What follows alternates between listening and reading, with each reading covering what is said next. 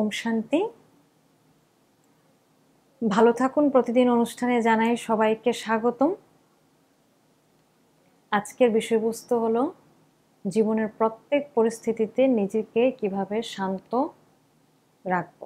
আমরা বর্তমান সময়ে তো জীবন যুদ্ধের মধ্য দিয়ে চলছে। কেন যুদ্ধ মনে হচ্ছে?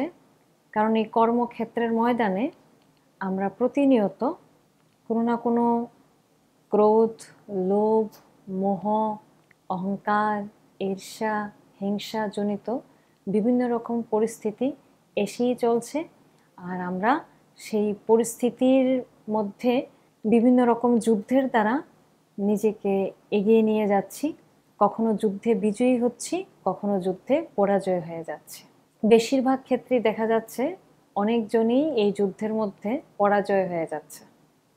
বিভিন্ন রকম অবগুণের শিকার হয়ে সে বিভিন্ন রকম ভুল করে যাচ্ছে। তাহলে তো আমাদের কি করা উচিত?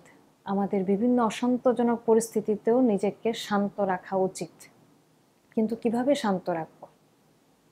আধ্যাত্মিক জ্ঞান এবং মেডিটেশনের শক্তি যদি আমরা রোজ না ভরপুর করি নিজের মধ্যে, তাহলে কিন্তু এইসব অশান্ত পরিস্থিতিতে নিজেকে শান্ত রাখা সম্ভব নয়। তার জন্য আমার রোজ দরকার শান্তির সাগর যিনি নিরাকার পরম শক্তি পরমাত্মা, ওনার সাথে রোজ মনঃসংযোগ করা কিছু সময়। শান্তির সাগর পরম শক্তির থেকে শান্তির কিরণ দ্বারা নিজেকে যখন ভরপুর করব, তাহলে আমি নিজেও শান্ত থাকব এবং অন্যকেও শান্ত রাখতে পারবো। তাছাড়াও কিছু মোটিভেশনাল স্পিচ, কিছু আধ্যাত্মিক কথাবার্তা, চিন্তন, কিছু জ্ঞানের বাণী আমাদেরকে নেগেটিভ পরিস্থিতির মধ্যেও আধ্যাত্মিক চিন্তন কিভাবে করতে হবে, পজিটিভলি সেটাকে কিভাবে হ্যান্ডেল করতে হবে, তা কিন্তু আমরা পদ্ধতি জানতে পারি। আমি ছোট্ট একটা সত্য ঘটনার মাধ্যমে বলবো। একবার এক ব্যক্তি, যিনি খুব রাগান্বিত থাকেন সবসময়, যিনি একদম অন্যায়কে সহ্য করতে পারেন না, গালাগাল করে দেন একদম সরাসরি। তো সেই ব্যক্তি ফ্লাইটে কোথাও যাবেন, তার জন্য ওনার নিজের গাড়িকে পার্কিংয়ে রেখে গাড়ি একটি রিজার্ভ করলেন। তো সময় মতো সেই গাড়ি রিজার্ভের ড্রাইভার ভাই পৌঁছে গেলেন। তো ড্রাইভার ভাই খুবই সজ্জন ব্যক্তি, খুবই ভদ্র। তো সেই যিনি এয়ারপোর্ট যাবেন সেই ব্যক্তি চড়ে বসলেন গাড়িতে, পেছনে বসলেন। তো গাড়ি চলা শুরু হলো। শুরু হওয়ার কিছু সময় পরেই এক উল্টো দিক থেকে এক বাইক গাড়িতে একদম লাগিয়ে দিতে হলে কিন্তু লাগায়নি। বাইক চালকও অনেক কিছু কথা সেই ড্রাইভার ভাইকে শুনিয়ে গেলেন, কিন্তু ড্রাইভার ভাই কিছুই বললেন না, হাসতে থাকলেন, তারপর এগিয়ে যেতে থাকলেন। আবার কিছু দূর যাওয়ার পর আবারও একটা বড় গাড়ি ওভারটেক করতে গিয়ে সে ড্রাইভার ভাইয়ের গাড়ির সাথে লাগিয়ে দিতে হলে কিন্তু লাগতে গিয়েও লাগতে পারেনি।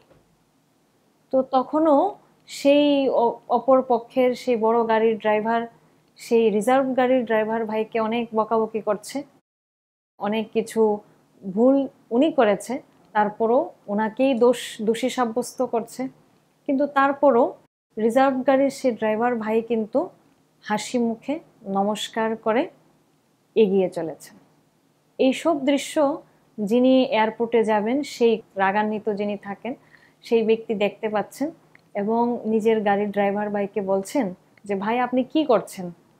একের পরে এক তারা ভুল করে যাচ্ছে, আপনাকে দোষারোপ করে যাচ্ছে, কিন্তু আপনি কিছুই বলছেন না, আপনি শুধু হাসি মুখে নমস্কার করে এগিয়ে যাচ্ছেন।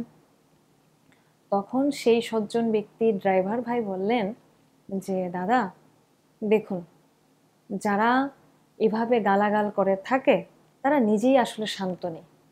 তারা হয় অনেক হতাশার মধ্যে ভরে রয়েছে, তাদের মধ্যে নেগেটিভ চিন্তাধারা অনেক বেশি, তারা অনেক ফ্রাস্ট্রেশনে ভুগছেন, তারা নিজেই অনেক অশান্ত আছেন বলেই তারা অন্যকেও শান্ত থাকতে দেন না। এটা আরও সুন্দর করে আমি বলছি আপনাকে বুঝিয়ে, যে যেমন একটা যখন রাস্তা দিয়ে ডাস্টবিনের গাড়ি যায়, ডাস্টবিনের গাড়ি অনেক ডাস্টবিন নিয়ে একদম ভরপুর হয়ে যায়, কিন্তু দেখা যায় কিছু কিছু ডাস্টবিনকে আর সে বেশি নিতে পারেনি, তো তার জন্য এগুলো উপচে রাস্তাতে পড়তে থাকে।